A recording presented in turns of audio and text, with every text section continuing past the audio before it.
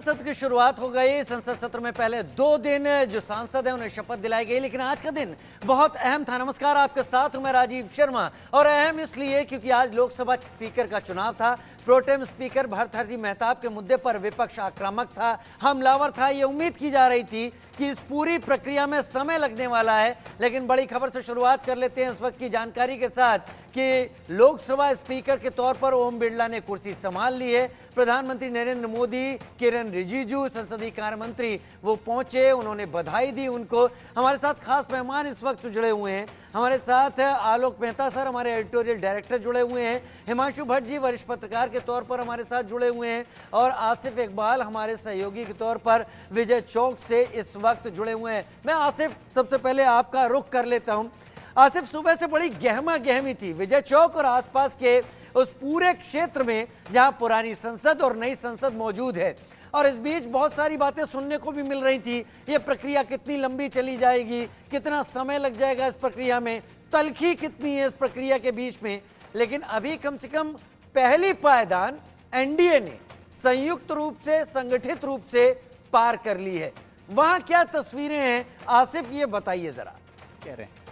बिल्कुल आप सही कह रहे हैं। और देखिए, साफ तौर पे मैं आपको बताऊं कि इन चीज़ों को बताने से पहले मैं आपको ज़रा मौसम का मिजाज भी दिखा दूं कि मौसम का मिजाज भी बदला हुआ नज़र आ रहा है। और खास साफ तौर पे देखिए कि यहाँ पे जो पार्लियामेंट के सामने विजय चौक पे हम लोग देख रहे हैं कि यहाँ तमाम गहमा-गहमी है, तमाम मीडिया के साथी हैं, तमाम जो पुलिस ऑफिसर्स हैं वो हैं, लेकिन यहाँ मौसम बदला हुआ है। और ये कहीं ना कहीं से ओम बिरला के लिए बहुत अच्छा मौसम कह सकते हैं, बहुत अच्छा समय कह सकते हैं। और आज साफ तौर पे जिस तरीके की चीज़ें थी, जिस तरीके से माना यह जा रहा था, अनुमान लगाया जा रहा था, लेकिन राजीव आपको आप कहना चाह रहे हैं कि ओम बिरला जी के ऊपर वोटों की बारिश हो गई? बिल्कुल राजू, देखिए साफ तौर पे है कि ये आप कह सकते हैं, क्योंकि देखिए जिस तरीके से ओम बिरला को भी ये लग रहा था कहीं एक चुनाव होगा तो फिर वोटिंग होगी, एक प्रोसीजर होगा, नया एक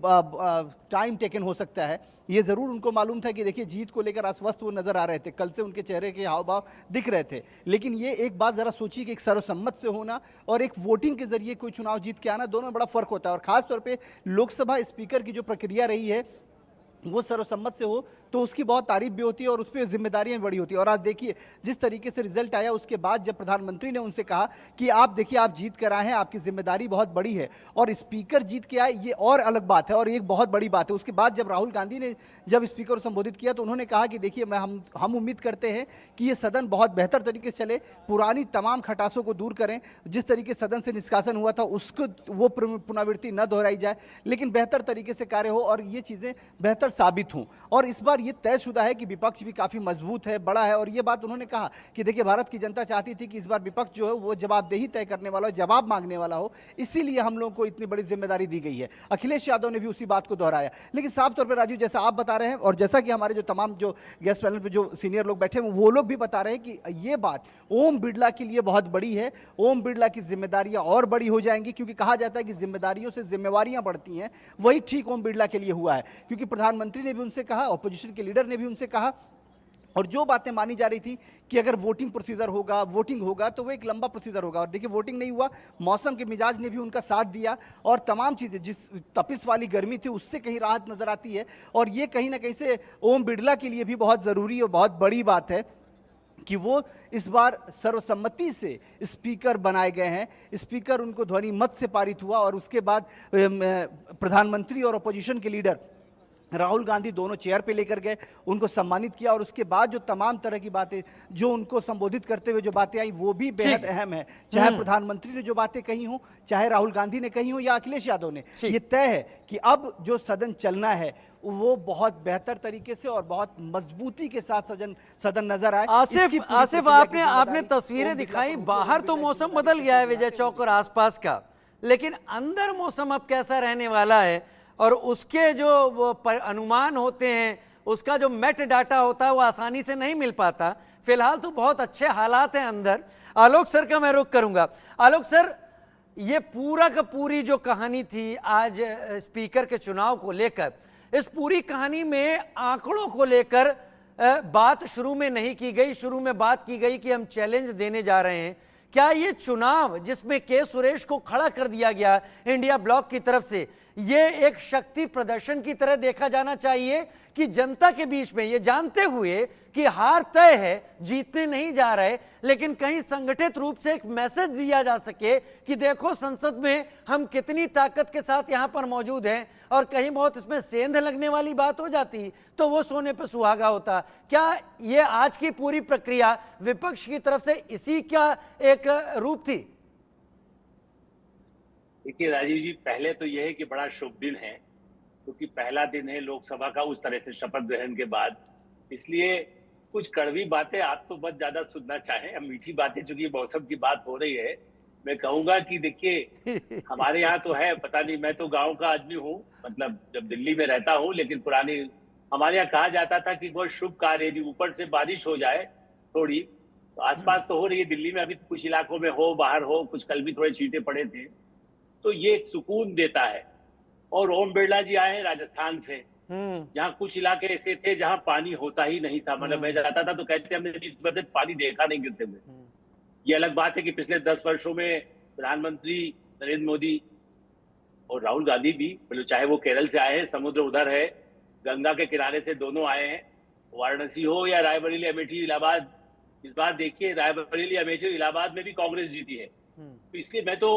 आज कड़वी बातों से बजाय, मैं तो जैसे राहुल गांधी जी ने अपना रुख दिखाया, और जैसे आपने कहा प्रतिपक्ष ने बड़ी समझदारी के साथ